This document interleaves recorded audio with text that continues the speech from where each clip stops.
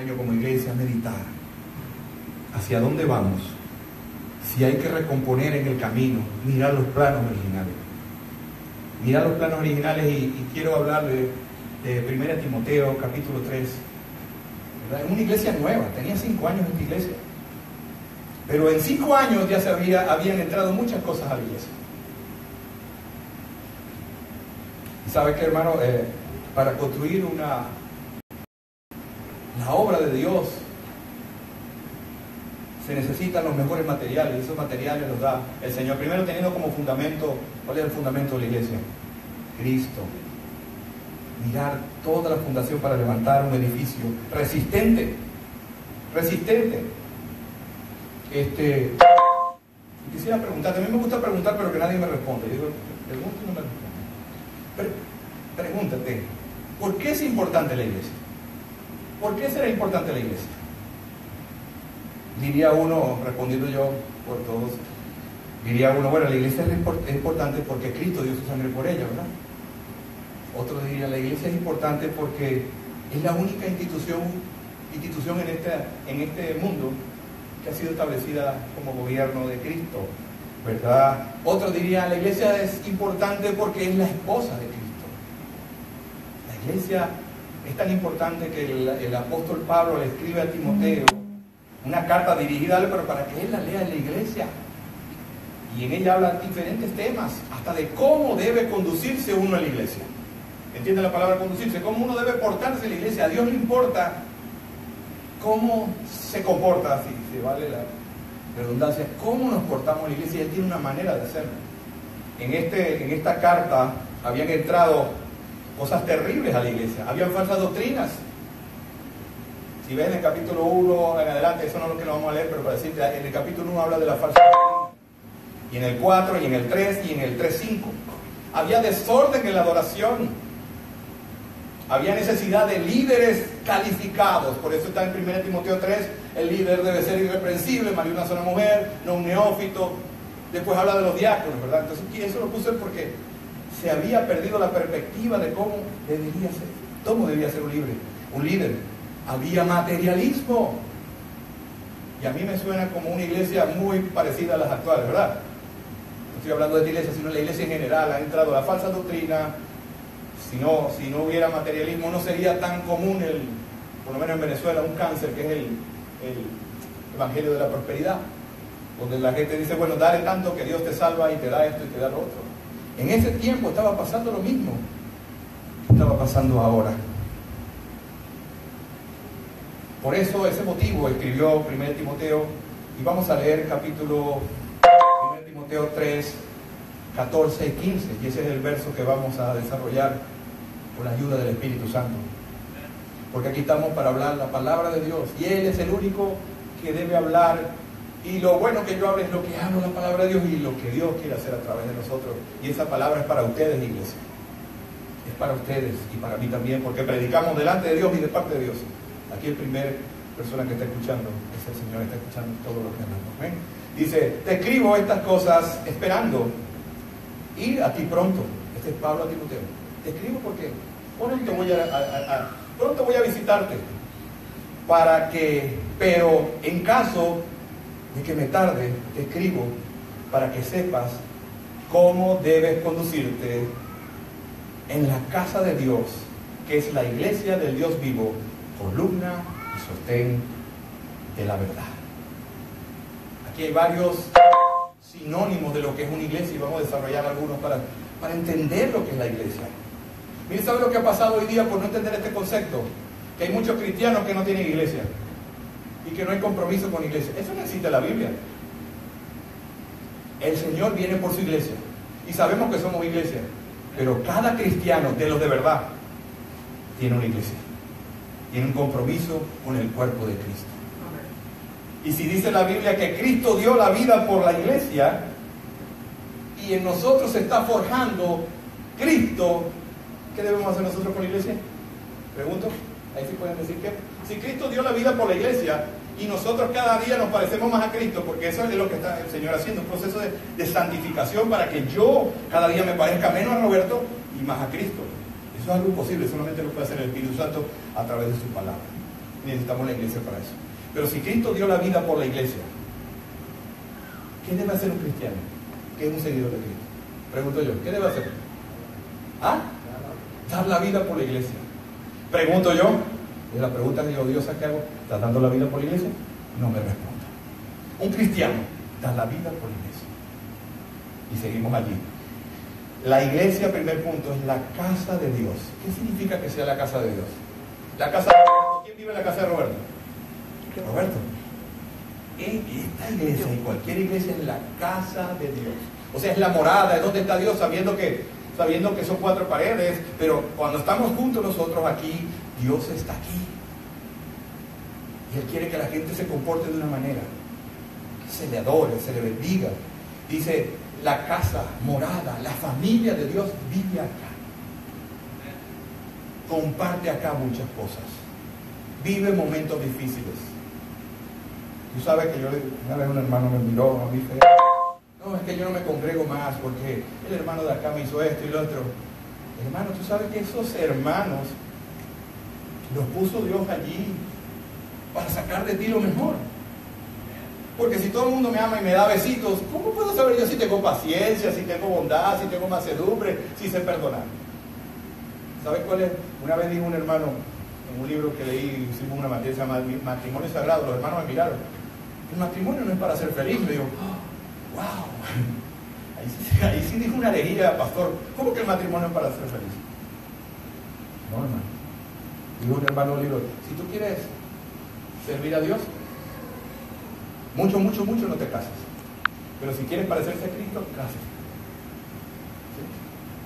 Porque en el matrimonio, mi esposa y yo, 2 pecadores bajo un mismo techo, tiene que salir mucho perdón, tiene que salir de nosotros mucha misericordia, bondad, y eso va haciendo nosotros, queriendo decir que las personas que están en la iglesia, que son cristianas, están puestas por Dios para sacar lo mejor de nosotros, para perdonarse, para amarse. Yo estoy leyendo un material sobre evangelismo y ¿sabes qué? Que wow, nunca había mirado, ¿sabes? El mejor método de evangelismo, ¿sabes cuál es? La iglesia. Una iglesia donde todos sus dones, todos sus talentos, donde la gente haga lo que tiene que hacer. La gente que venga a un lugar como este y vea el amor, el perdón, que estamos de aniversario ahí, 30 personas cocinando, que está mucha gente. ¡Wow! Yo quiero pertenecer acá. Es el mejor método evangelístico cuando una iglesia, todos los hermanos, ¿verdad? Juntos están haciendo la tarea. Miembro. La iglesia tiene miembros. Y nosotros decíamos en Venezuela, un miembro es, en una clase de discipulado, un miembro es bueno, útil y fiel. Y le decían los hermanos, ¿qué es lo contrario? Un miembro debe ser bueno, útil y fiel. ¿Y qué es lo contrario? Un miembro que no es bueno, ¿qué es? Malo. Malo. Si no es fiel, ¿qué? Es infiel. Y si no es útil, ¿qué? ¿Útil qué es? Inútil. Menos mal que aquí no hay de eso, ¿verdad? Aquí todos son bien buenos, útiles y son fieles. Amén.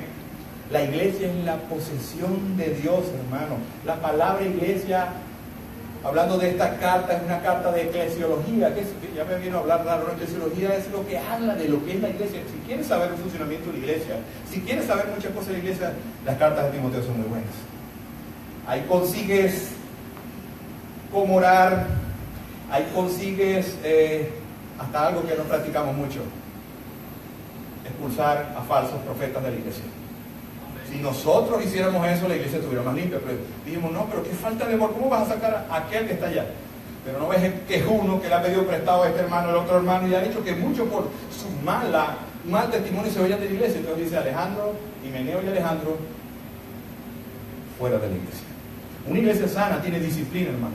Pero nosotros tenemos la mentalidad de que cuando hablamos de disciplina es algo malo, porque lo hacemos con un pensamiento de... Pero dice la Biblia que el padre que ama a su hijo lo disciplina. Una iglesia sana tiene disciplina. ¿Sí o no? No me gustó, diga, no me gustó.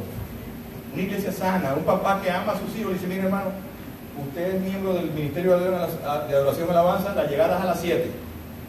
Y el hermano llega nada más a tocar a las 10. Hermano, con 3 veces que usted llegue tarde, usted queda suspendido por un mes. Claro, el hermano, mire, me operaron de una apendicitis. Tiene un valor de peso, pero si el hermano llega tarde, por poner algo lo que es la disciplina, hermano, usted no puede tocar. Si el hombre es de Dios y la mujer de Dios, permanece en la iglesia. Si es un rebelde que no ha nacido de nuevo, se va.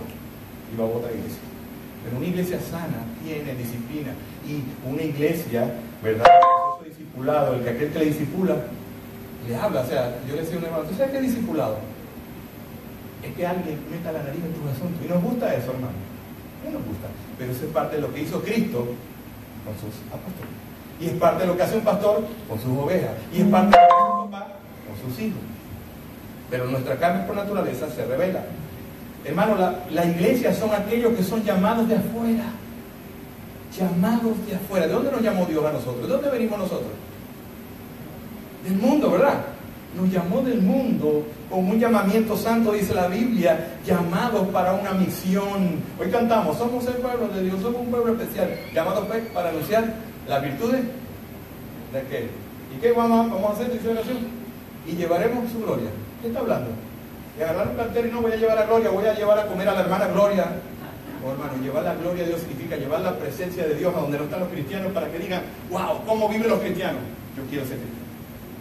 Pero eso nos pide un compromiso de tener testimonio. Un miembro bueno que forma la casa de Dios, no es perfecto, pero mucho buen testimonio da. Mucho buen testimonio. La iglesia es el instrumento de Dios para llevar su gloria, hermano, a este país. Yo lo digo así, lo decía en Venezuela. No lo voy a decir a ustedes porque se van a ofender. Lo de Venezuela es que la iglesia no ha hecho su trabajo. Y como no ha hecho su trabajo y se ha escondido las cuatro paredes, la gente pone su esperanza en quién. ¿En quién ha puesto la gente la esperanza? En el gobierno. ¿Usted tiene la esperanza en el gobierno? No me diga, pero si usted es cristiano debe tener la esperanza en Cristo. Pero demuéstrelo. La gente antes tenía la esperanza en la iglesia. Y el mundo estaba cambiado. Después la gente puso la esperanza en la universidad y se defraudó. Y ahora la tienen en el gobierno. Pero ¿qué debe hacer la iglesia? La iglesia debe salir de las cuatro paredes para dar testimonio y la gente diga verdad. La única que tiene solución para los Estados Unidos es la iglesia cuando funciona como debe funcionar. ¿Por qué vengo a hablar yo de la iglesia? Porque Dios ha puesto en mi corazón que hay que volver a hablar de lo que es la iglesia. Porque la iglesia dejó de ser iglesia. No sé acá, pero yo he oído iglesias que son un club. O iglesias que son un restaurante. Llegan a la hora de la comida. Y bueno, comamos y divirtámonos. Pero hay una responsabilidad, ¿no? Y yo le dije a un hermano un día, tristemente, ¿verdad? O bien, un día todos ustedes, todos y yo, vamos a estar en una entrevista delante de Dios. ¿Y cómo vas a salir ese día? ¿O crees que, bueno, a menos que tengas todavía en la universidad hay que tener cuidado con nuestros muchachos porque le meten el relativismo, el posmodernismo y hasta la evolución? Entonces tenemos jóvenes acá y grandes que no creen en la Biblia. Si tú no crees en la Biblia, pues tienes un gran problema. Pero yo estoy seguro de que un día cada uno de nosotros vamos a estar delante de Dios. Amén. ¿Cómo vas a salir ese día? Yo le voy a decir, bueno, yo soy dentista, es que el Señor estaba ocupado porque tenía que hacer unos tratamientos de conducto y tenía unas prótesis que hacer y todo esto. Por eso no me congregaba. ¿Sabe qué? A mí eso no me interesa. Eso fue la herramienta que tenía para trabajar, pero tú tenías un llamado superior que es hacer discípulos. La iglesia ha dejado de hacer discípulos. Otra pregunta de la que yo hago, ¿cuántos discípulos llevas este año? Vamos a mes 7. ¿Cuántos discípulos tienes? No me respondan. Pero la iglesia tiene que hacer discípulos. Eso es lo que dice el Señor. ¿Cuál es el llamado? Por tanto, ir y hacer discípulos. La iglesia fue llamada a ser discípulos y no se fue llamada a ser miembro de iglesia. Hay una diferencia muy grande entre un miembro de iglesia y un discípulo. ¿Sabes cuál es? Un miembro de iglesia es uno que tú invitas y se queda sentado ahí.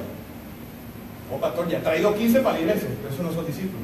Son los que están activos en la obra de Dios y aquellos que están evangelizando en las calles y están haciendo lo que te han visto hacer a ti.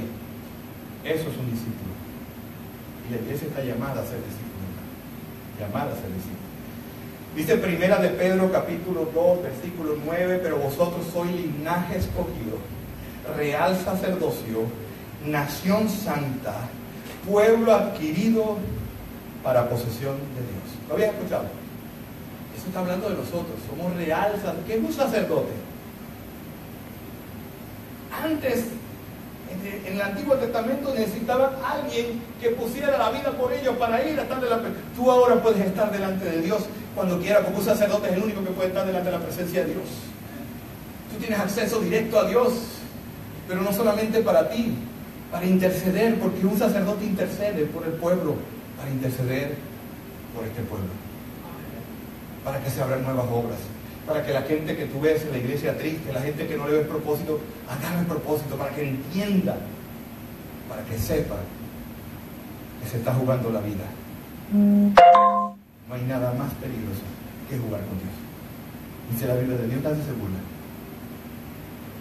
Yo era muy joven y ¿qué me interesa a mi Dios? Estoy joven. Hasta el día que llegó la situación difícil. Y llegó a mi vida el Salmo 121. Dice, alzaré mis ojos a los montes. ¿De dónde vendrá mi socorro?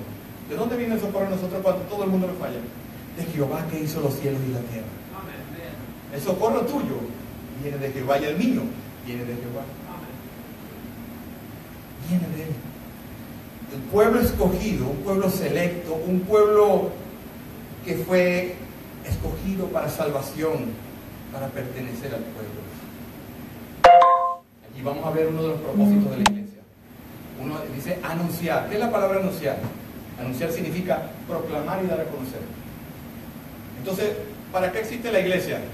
Diría, bueno, la iglesia dice, existe para congregarnos los domingos. Eso está bueno. Pero uno de los propósitos de la iglesia es anunciar. Anunciar significa decir. Y hoy lo hemos cantado, las virtudes. ¿Tú sabes qué es una virtud? Yo veo a mi esposa, ella tiene muchas virtudes. ¿Verdad? ¿Qué puedo decir? Es atenta, es cariñosa, sabe cocinar. Bueno, nosotros debemos conocer a Dios para saber cuáles son las virtudes, los atributos. ¿Qué es un atributo? Una característica del carácter de alguien. ¿Y sabes qué debemos hablar mucho en las iglesias? ¿Quién es Dios? Dios es santo, Dios es bueno, Dios es justo, Dios es misericordioso. ¿Qué más es Dios? Dios es grande, cantamos hoy, ¿verdad? Esos son los atributos de Dios. Pero ¿de qué me sirve a mí que Dios sea grande? Mi hermano, hermana, cuando tú tienes un problema y estás diciendo, uy, ¿cómo pago la renta el lunes? ¿Cómo pago la renta el lunes? ¿Cómo pago la renta el lunes? Grande es Dios. Grande es Dios. Grande es Dios. Ese es mi Dios, Él es grande. Él va a hacer algo porque Él es grande. Y a un Dios tan grande, este problema está pequeño. Y agarra en mi vida paz. Cuando tú piensas quién es Dios y lo que ha hecho, hermano, tu vida debe tener paz. Y este mundo necesita paz. Los psicólogos, si tuviéramos paz, y disculpen si hay un psicólogo que cerraría sus consultorios. Porque la gente no necesita un psicólogo, necesita un consejero cristiano que le dé la palabra de vida para que él agarre la paz que sobrepasa todo entendimiento. Fuimos llamados como llamamiento santo. La iglesia es el instrumento de Dios para llevar la gran comisión. ¿Conoce la gran comisión, verdad? Por tanto, ir y hacer discípulos a todas las naciones, bautizándoles. La iglesia es el instrumento. La iglesia debe hacer, hablando de las cosas que debe hacer la iglesia debe hacer misiones locales y misiones globales. Mire, tenemos una iglesia en Venezuela que empezó un programa de misiones, pero el pastor dijo, no, nosotros somos una iglesia misionera. Y le dice, ¿ah, sí? Dice el hermano de un ministerio, por cierto, de acá. ¿Ah, sí? ¿Cuánto ustedes gastan en misiones? El 10% del presupuesto. Ustedes no son una iglesia misionera. Ustedes tienen un programa de misiones. Una iglesia misionera es aquella que casi todo el presupuesto se va para misiones. ¿Y sabe lo que pasó? Porque esta iglesia, si le entraba cuando tenían en su cuenta $100,000, cuando empezó y cambió todo esto, hermano, primero el primer bautismo, bautizaron 80. Y el dinero que entraba, porque cuando usted se ocupa de la obra de Dios, cuando usted dejamos el egoísmo de estar pensando en mis problemas y entregárselo a Dios, pensar que aquellos sí tienen problemas porque no tienen a Cristo, la iglesia, la gente va a llegar sola al pueblo de Dios porque Dios está contento con la iglesia. Pero cuando la iglesia se encierra en su egoísmo, en mis problemas, que Dios los conoce, y por eso quizás mucha gente alrededor de la iglesia no sabe ni que hay una iglesia. Bueno, aquí indudablemente todo el mundo debe saber que hay una iglesia porque son templos imponentes para nosotros, pero no han conversado con ninguno porque no estamos llevando las virtudes, porque en nuestros problemas nos ensimismamos y creemos que eso es fin del mundo pensando que hay otras personas que están peor que nosotros. Hermanos, la pasión de la iglesia debe ser la obra de Dios. La pasión de la iglesia es la que a Dios quiere que hagamos, hermanos. La iglesia ha sido llamada con un llamamiento santo. Entonces una iglesia debe conocerse por la santidad de sus miembros. Santidad, ¿qué es la palabra santidad? Apartado para Dios, para uso santo. La pureza de los que estamos acá, no perfecto, pero debemos vivir en pureza. Vive la vida que todos debemos ser irreprensibles. Yo no creo que el irreprensible sea solamente para el pastor y el diácono. Cada miembro y miembro de la iglesia debe ser una persona irreprensible. Significa que por donde la vive, ¿qué hay? Todo se ve bien, ¿verdad? Y que si hablan algo, es una mentira. Porque es el poder que tenemos en nuestros testimonios. Cuando vivimos una vida pura. Hermano, Gálatas 5:13. Búsquelo, por favor.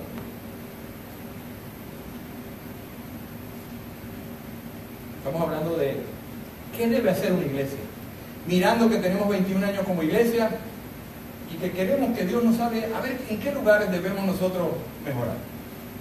Yo soy de aquellos que creo que el Evangelio debe ser aplicado cada día en mi vida, porque cada día yo debo ver cuál es mi condición. Cuando yo veo quién es mi condición, que tengo que ser como Cristo, me humillo delante de Él y reconozco que estoy mal. Y Él obra. El Evangelio no es solamente para los que no tienen a Cristo. El Evangelio es para nosotros también. Y debemos predicarlo de los púlpitos porque ahí hay poder. Cuando predicas el Evangelio, que es Cristo. Yo decía estos días a un hermano que estaba dirigiendo un servicio, le dije, me visitó, le dije, hermano, ¿sabes qué? Te doy un consejo. Cuando vayas a predicar, busca en el pasaje a Cristo. Porque si tú no buscas en el pasaje a Cristo y lo llevas al Evangelio, has perdido una oportunidad. Porque hablar de Cristo es el mensaje que dijo Pablo. Yo vengo a hablar de Cristo y este crucificado. Porque ese es el mensaje que cambia la iglesia. Cuando vemos el amor de Cristo, lo que hizo por nosotros, la vida pura, la vida santa, hay el poder. Y la iglesia va a ser transformada. Dice Gálatas 5:13, porque vosotros, hermanos, a libertad fuiste llamados, solamente que no uséis la libertad como ocasión para la carne, sino servíos por amor los unos a los otros. Hermano, la iglesia debe mantenerse en el lugar de donde Dios lo sacó. ¿Por qué la iglesia quiere volver a donde Dios la sacó? La sacó del mundo. ¿Por qué la iglesia ahora quiere parecerse al mundo? Al sistema. La iglesia debe mantenerse apartada. Apartada quiere decir que no practica lo mismo que vive el mundo, aunque está en el mundo, para ganar a las personas, pero debe vivir en la apartada. La iglesia debe mantenerse buscando del pueblo de Dios en toda la época, ha guardado, ha vivido separada del mundo. ¿Sabe qué dice Santiago 4:4? La amistad con el mundo es enemistad con Dios. Cuando se puede ver la distinción, lo que es un cristiano, lo que no es un cristiano, ahí hay poder. Pero cuando uno ve una iglesia y no ve sus prácticas y todo lo que hace, no se diferencia lo que hace el mundo. ¿Para qué está esa iglesia? Si el poder está en vivir apartado para Dios, vivir en santidad, la pureza que Dios bendiga. Amén.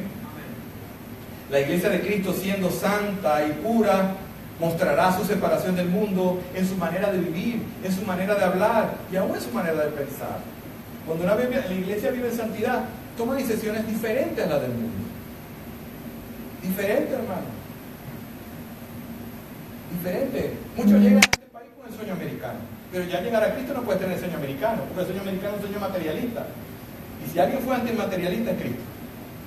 Él dijo al que llamó, vengan conmigo, pero las horas tienen donde vivir. Yo no tengo donde vivir. Yo te ofrezco, es mi vida, andar contigo, caminar contigo, tener sustento y abrigo. Pero yo no te ofrezco más nada. Pero Él nos va a dar más. Pero no busquemos lo de las manos de Dios, en vez busquémoslo a Él. Busquémoslo a Él. Busquémoslo a Él. Y ¿sabes qué es lindo? Cuando uno va a la presencia de Dios y le dice, Señor, aquí estoy, háblame, y necesito, mire, vengo así, asado, y uno lee la palabra, hermano, como si alguien estuviera dando unas, hablándole directamente. Hermano, no sale de ahí con paz. Yo le decía a mi esposa, si nosotros estamos orando y salimos de ahí preocupados, sigamos arrodillados, porque ahí perdimos el tiempo. Si tienes 2 horas arrodillado, orando y leyendo la Biblia y sigues angustiado, sigue ahí, hasta que se te pase esa ansiedad, ese dolor, porque dice la Biblia que el perfecto amor echa fuera el temor. La iglesia no vive viva con temor. Se lo digo porque ahora hay un temor aquí entre el pueblo hispano. No viva con temor. Porque cuando usted vive con temor, le ha dado una cabida al enemigo. El enemigo es especialista para atormentarnos. ¿Y por qué puede estar atormentado? Yo le digo a un hermano, ¿qué es lo peor que nos puede pasar a nosotros como cristianos? ¿Qué es lo peor que me puede pasar a mí? ¿Que me muera? Eso es lo peor. O lo mejor. Pregunto. ¿Sabe qué le dije yo a un hermano? ¿Sabe qué? Nosotros hablamos tanto de estar con el Señor, que el día que me muera es el día de la graduación. ¿Es el día de la graduación?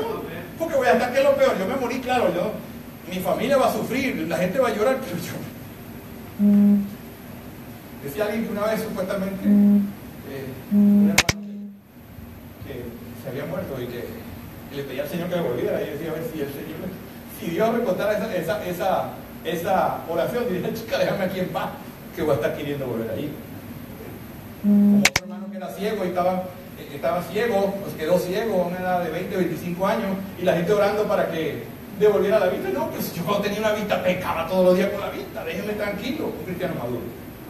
¿Por qué me quiere que devuelva la vista si yo me la mantenía? La vista me tenía que ver todo lo que veía. ¿Cómo vas a pedir que yo vuelva a ver la vista?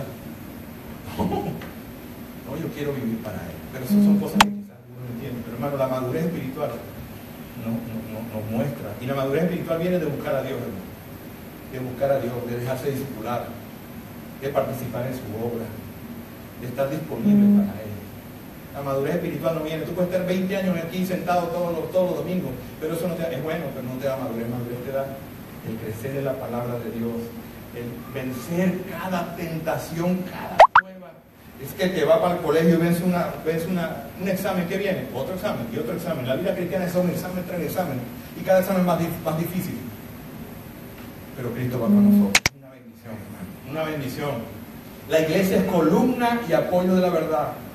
¿Sabe qué? Está hablando de los habitantes de Éfeso. Ellos sabían lo que era una columna. ¿Por qué? Porque estaba el templo de la diosa Diana y tenía 127 columnas. ¿Usted imagina un templo? Era una de las 7 maravillas del mundo. 127 columnas de mármol cubiertas de oro. Y después abajo tenía una base grandota. Ese es el baluarte, lo que está abajo la columna y el baluarte. Ellos sabían de qué estaba hablando.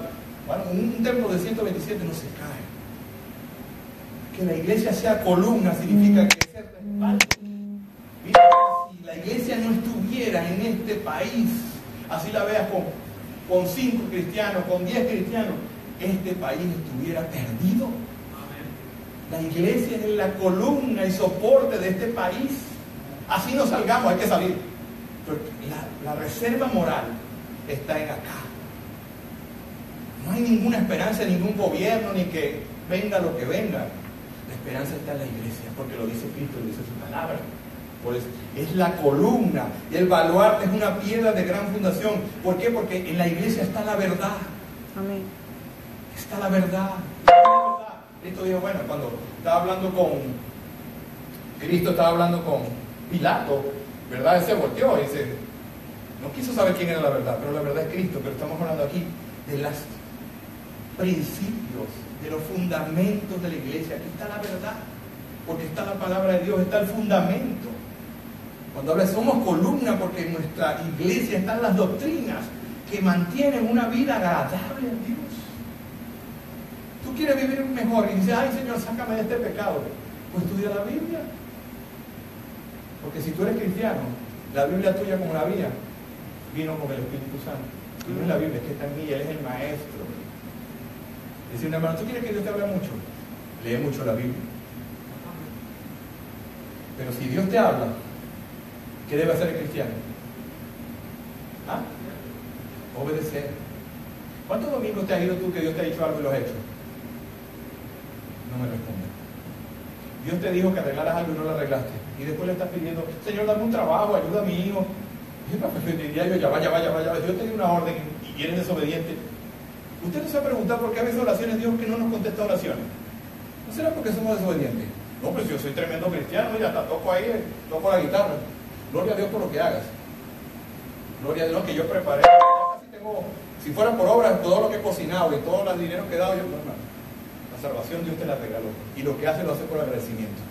Pero cuando Dios te da una orden, Él nos da sugerencias, y eso es lo que nos duele. Porque, no, el pastor me dijo una cosa, y el pastor es una autoridad de los líderes. Cuando un líder dice algo y está conforme a la Biblia, hay que obedecerlo. Porque es la palabra de Dios. cuando tú no obedeces, te pones en un problema con Dios. Y eso se llama orgullo, ¿verdad? Y dice la Biblia que a los orgullosos los mira como. Pero el humilde, el que reconoce la vida es Él.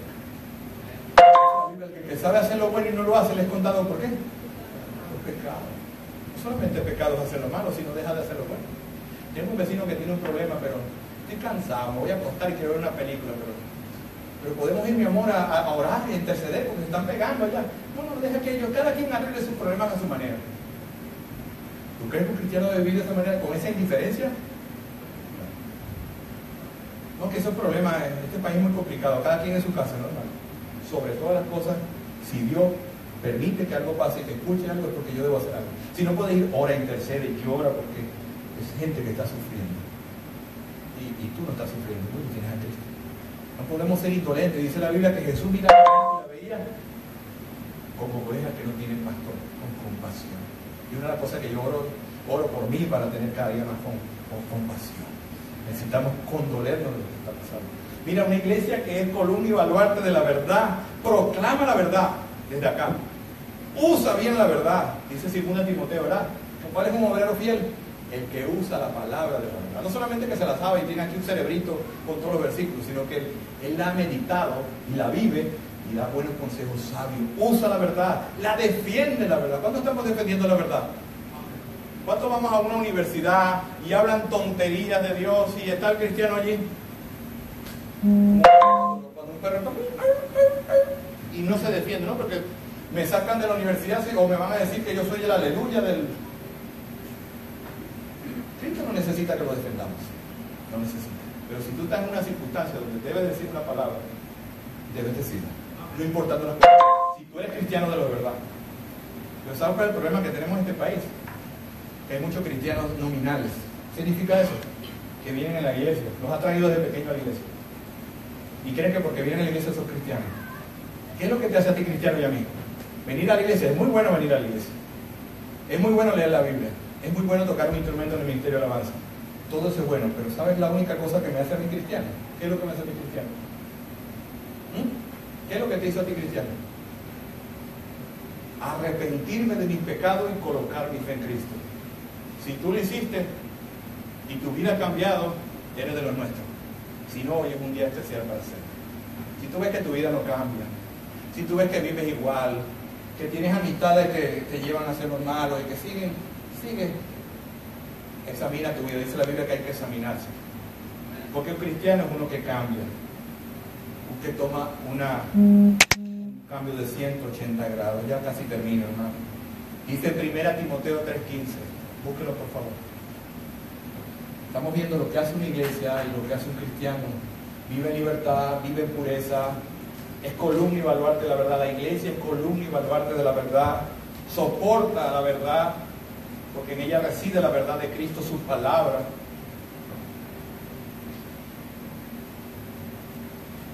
Hablando de este versículo, dice: si no, santificad a Dios en vuestros corazones y estad siempre preparados para presentar defensa. ¿Cómo?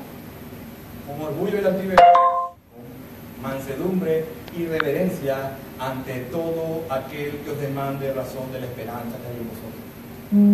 Dice este versículo que siempre debemos estar preparados para presentar defensa. Defensa, ahí la palabra apología, que significa una persona que defiende una causa. ¿Sabes? Yo lo llevo aquí. El creyente debe entender las doctrinas que sabe, debe entender en qué cree y por qué es cristiano. Usted debe saber por qué es cristiano y qué es lo que cree esta iglesia. Eso es algo que hacíamos en Venezuela. ¿Cuáles son las doctrinas? No, nosotros creemos en Cristo. No, hermano, eso no me dice mucho. No, nosotros creemos en Cristo y leemos la Biblia. Eso no me dice mucho. Cada cristiano que defienda la verdad, que está preparado, un cristiano que conoce las doctrinas fundamentales de la iglesia. Nosotros creemos en esto, en Padre, en Hijo, Espíritu Santo, y saber por qué. Nosotros bautizamos, nosotros hacemos esto, nosotros somos bautistas por esto. Porque dice la Biblia que tenemos que estar presentados para presentar defensa. Tú no sabes si en un momento alguien dice: pero ¿qué significa eso de ser cristiano? Mire, significa esto. Ah, no, ya va, déjeme llamar al pastor. Pastor, mire, tengo un amigo, se lo voy a pasar. ¿Cree que el pastor va a estar? Y puede hacerlo, pero cada uno de nosotros tiene una responsabilidad. El pastor forma para que los cristianos estén equipados para la obra del ministerio. Pero la obra obra del ministerio no es del pastor, sino cada uno de ustedes tiene un ministerio. ¿Saben cuál es su ministerio? Pregunto, para que no me conteste. ¿Usted sabe cuál es el ministerio? Qué bueno, hermano. Usted vino a esta iglesia con un llamado de Dios para hacer algo. ¿Sí o no? Si hay 100 personas, las 100 personas tienen un ministerio. Porque por lo menos tienen uno. Pero si imaginan que 90 no estén haciendo nada, ¿cómo puede caminar la iglesia? Y muchos dicen, no, la iglesia está así porque ese pastor es tremendo. ¿No será que yo mi parte no la hago? Y todo balanceado se puede llevar a puerto seguro en la iglesia. ¿Sí o no? Dios nos llamó a trabajar, hermano, porque hay mucho trabajo en el pueblo de Dios. Es el mejor trabajo, hay bendición de parte de Dios.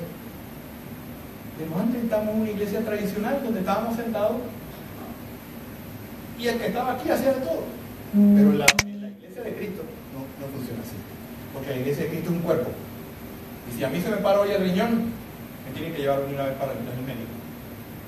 Si a mí la apéndice se me inflama, me la tienen que quitar. Entonces el cuerpo trabaja junto.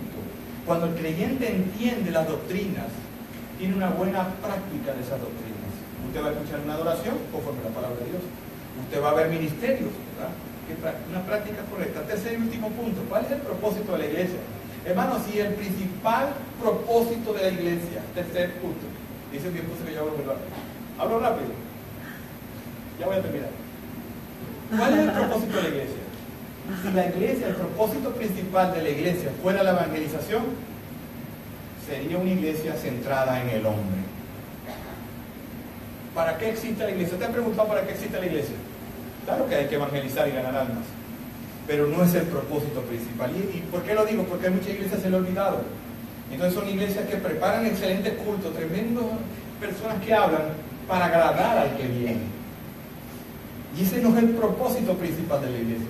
La iglesia, su propósito principal no es la evangelización. ¿Sabe cuál es el propósito principal de la iglesia? Vamos a Efesios 1, 3, 4, 5 y 6. Ahí vamos a entender para qué está primeramente una iglesia. Efesios 1, 3, 4, 5 y 6. Dice así: bendito sea el Dios y Padre de nuestro Señor Jesucristo, que nos bendijo con toda bendición espiritual en los lugares celestiales en Cristo Jesús. ¿Qué dice la Biblia? Que Dios nos bendijo o nos va a bendecir. Dios ya nos bendijo, hermano. Estamos bendecidos. Ya cada cristiano, indistintamente de su posición, de su trabajo, está bendecido, porque ha sido bendecido por Dios. Segundo, según nos escogió Él antes de la fundación del mundo para que fuésemos santos sin manchas delante de Él, en amor, habiéndonos predestinado para ser adoptados hijos suyos por medio de Jesucristo, según el puro afecto de su voluntad, para alabanza de la gloria de su gracia, por la cual nos hizo aceptos en el amor. Otra versión del versículo dice: Dios nos hizo todo eso para que lo hagamos por su grande y maravilloso. Entonces, el propósito número uno de una iglesia, ¿cuál será? Alabar y glorificar el nombre de Dios. Y eso me da muy claro, me dice algo claro. Cuando un programa, cuando un ministerio no está dando la gloria primeramente a Dios, hay que revisarlo. Hay que revisarlo. Porque, hermano, sabe que en muchas iglesias se le está dando glorias al hombre. Al hombre. Y aquí dice la Biblia que una iglesia sana, el primer propósito es dar gloria a Dios. ¿Pero qué será gloria a Dios? Porque es que yo lo digo a cada rato que gato gloria a Dios. Pero a veces la gente no sabe qué significa dar gloria a Dios. Y la palabra gloria significa pesado, que no es ligero ni sencillo, hacer que se ensanche la opinión de otros acerca de Dios. Otro concepto de gloria significa reputación, excelencia, honor, brillantez, sabiduría. ¿Qué significa dar gloria a Dios? Todo lo que tú hagas sea una muy buena propaganda para Dios. Que cuando la gente te vea a ti, diga: wow, qué Dios tiene en esto. Es más, yo le explico a un hermano, le dije a un hermano y yo le expliqué a la iglesia que era mexicano, no me entendía. Me dice: ¿sabe lo que significa eso para los mexicanos? No entiendan, hermano, dígalo usted porque yo no soy mexicano. Que cuando Dios vea mi matrimonio, ¿sabe qué diga? Dios, te aventaste. ¿Sí me entienden ahora? Cuando Dios vea su trabajo, wow, te aventaste. Cuando Dios vea cómo ha crecido, te aventaste, Dios, con esta gente. Eso significa que su vida da gloria a Dios. Usted no es usted no es uno del montón. A lo mejor su mente, su mamá, a la universidad, usted se siente uno del montón, pero usted no es uno del montón. Usted está aquí para dar gloria a Dios, para ser su embajador, para que cuando la gente vea su vida, Dios brille. El mismo Jesús vino a esta tierra para dar gloria a Dios. Y dice un versículo, para que no lo busque ya terminando: Padre, glorifica tu nombre. Entonces vino una voz del cielo y dijo: yo te he glorificado y nuevo le glorificaré. Jesús vino a esta tierra primeramente ¿a qué? A dar gloria a Dios. Amén. ¿Y dio gloria a Dios cómo? Salvándonos. Pero si Jesús hubiera venido a salvarnos, pero en primer lugar salvarnos, su visión fuera centrada en el hombre. Pero Jesús fue obediente al Padre, cumplió su propósito y Dios, y nosotros somos beneficiados porque somos salvos y pertenecemos. Así que la iglesia no puede ser menos que todo lo que he hablado hoy día. En libertad, en santidad, en pureza, columna y baluarte. Yo les voy a poner una tarea. Empecemos a evaluar estas cosas para vivir una vida agradable a Dios. Ya vino otro año. Y si es una iglesia que quiere darle gloria a Dios, el año que viene va a haber mucho más personas, no menos. Porque escuché al hermano y les respeto. Pero ¿saben qué es triste hablar de las glorias pasadas? En el año 2000 hicimos esto. ¿Y este año? Nada. En el año 95 hicimos esto. Qué bueno. Pero yo creo que lo mejor está por venir. Los mismos cristianos que estaban antes están hoy día. Con el mismo poder de Dios. Con la misma palabra. Quizás con más recursos. Quizás con gente más capacitada en cosas seculares como tecnología. Podemos llegar muy lejos, hermano. Nuestra iglesia, y yo no vine a hablar de mí, nuestra iglesia era tan pequeña, pero nosotros teníamos un púlpito que le enseñaron, hermano, bien chiquito, para que no se viera lo feo que era. Pusimos un logo grande y transmitíamos por Facebook, por YouTube, una prédica. Cuando estaba yo así, la gente, wow, se debe ser un super ejemplo. En un rancho, nosotros hicimos un rancho, era una casa de lata, pero poníamos la cámara, una cámara, ni siquiera una cámara para chatear, porque no teníamos dinero, y los hermanos que eran, yo decía, unos locos santos, decían, vamos a hacer esto, ¿cómo vamos a hacer eso? No tenemos recursos. No, esté tranquilo, ponemos la laptop, ponemos así. Mire, hermano, un día estaban 120 personas escuchándome. Después que me escucharon quedaron como 10, pero no, pero quiero decir, todos esos recursos que hay con los jóvenes que ahora manejan el internet, manejan tantas cosas que se puede hacer, diseño gráfico, que no lo había antes, y Dios era glorificado. Hoy tenemos muchas más oportunidades de hacer muchas más cosas, porque este es un mundo global. Lo que tú haces ahorita lo puedes estar viendo al otro lado del continente, y eso no lo teníamos antes. Entonces no hay excusa para no hacer grandes cosas para un Dios grande, hermano. Amén. Terminando, te quiero preguntar, ¿quieres vivir según esta verdad? ¿Quieres ser leal este nuevo año, leal, fiel a lo que Dios está demandando de ustedes, iglesia? ¿Cómo vas a manejar la verdad? ¿Qué vas a hacer? ¿Vas a vivir conforme a la verdad? Evalúa tu vida, las áreas que no tienes verdad. Mi hermano, pero yo no puedo dejar mi trabajo, dijo un mexicano. ¿Por qué? Porque yo soy coyote y gano mucho dinero. Yo mantengo a mi abuelita y mantengo al otro. El que vive conforme a la verdad, chao trabajo este. Yo tengo un amigo que lo admiro, porque el hombre tenía en Venezuela ventas de loterías. Y tenía a la mujer muy bien. La tenía bien quiere decir que a la mujer no le faltaba nada. Y el hombre conoció a Cristo. Y el hombre dejó todos sus negocios y ahora maneja un taxi. Eso es lo que hace una persona que quiere agradar a Dios, que de la gloria ahora no gana ni décima parte, pero ahora sabe que su vida agrada a Dios. Y ahora es un pastor. Y esa persona tiene tiene CD con el Nuevo Testamento y predica, y a todo el que llega, y su iglesia, que no es una iglesia muy grande, de unos 30 personas, está formada por muchos clientes de su taxi. Una persona que quiere agradar a Dios cambia radicalmente sin importar las consecuencias. Así el Dios bolsillo, ¿verdad?, se ha tocado. Así el bolsillo se ha tocado. Pero si hablamos que Jesús dio su vida por la iglesia y lo dio todo, ¿qué espera Dios? Dice, hermano, yo no estoy de acuerdo con el diezmo. Pero hermano, no se enrolle. El diezmo es lo mismo. Pero si usted es cristiano, antes era el diezmo según usted, pero ahora el Señor lo dio todo. ¿Qué pido vale de nosotros? Todo. Nuestra vida, nuestra familia, nuestro dinero, todo lo que tenemos, porque nosotros no somos dueños de nada. Y Él nos lo presta, usted lo disfruta, viaja con la familia. Pero recuerde que debe vivir para su gloria. Terminando, hoy hemos hablado que la iglesia es la casa de Dios, la iglesia es la posesión donde Él vive, este lugar es donde vive Dios. Segundo, la iglesia está conformada por los que son llamados de afuera. Recuerda, somos llamados de afuera. Ya usted no vive afuera, somos llamados de afuera para vivir una vida fuera de las tinieblas, vivir apartado, santo y puro. Tercero, la iglesia es la columna y apoyo de la verdad. Y es nuestra responsabilidad vivir la verdad, defender la verdad y usar bien la verdad. Cuarto, ¿cuál es el propósito de la iglesia? Si me entendieron algo de lo que dije yo, ¿cuál es el propósito de la iglesia? ¿Cuál es el propósito número uno de la iglesia? A ver, ¿cuál es el propósito número uno de la iglesia? Dar gloria a Dios, honrar a Dios en todo lo que hagamos. Hay dos posiciones. Yo puedo aquí predicar para la gloria de Dios y para mi gloria. Cuando yo predico para la gloria de Dios, dependo de Él. Veo que soy un siervo.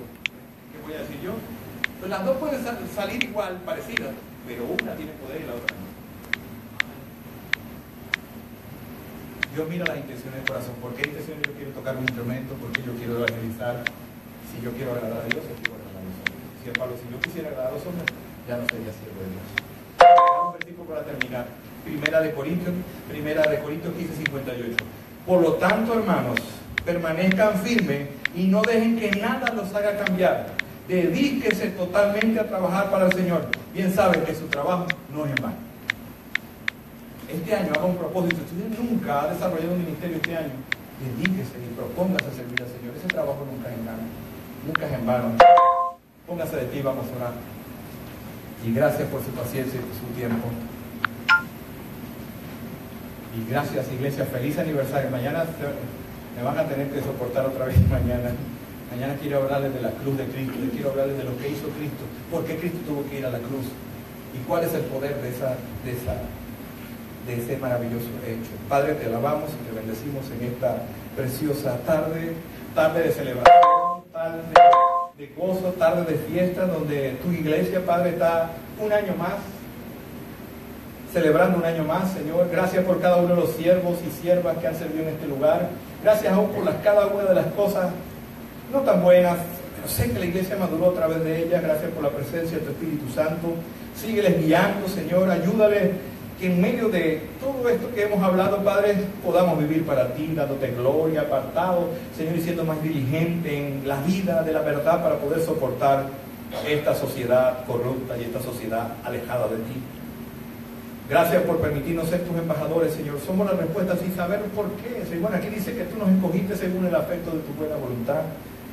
Tenemos una gran responsabilidad con este pueblo, tenemos una gran responsabilidad con nuestros países que vivimos una vida de ti.